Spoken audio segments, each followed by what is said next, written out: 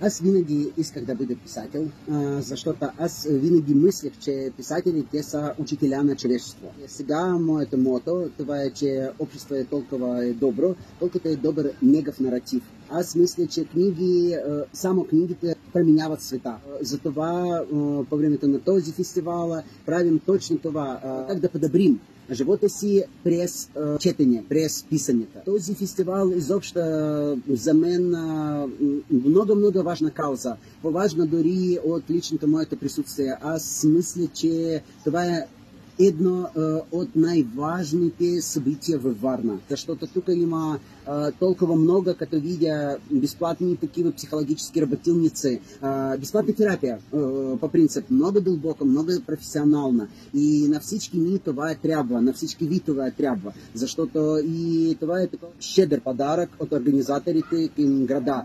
Аз давам безплатна и много дълбока терапия, която след фестивала, след моите работилници, човек може да прави за себе си сам, без помощ на терапевт, без помощ на психолог. Само с книгите, само с любими книгите. Само той ще знае, след нашите работилници, ще знае как да избере тези книги за подобряване на своят живот.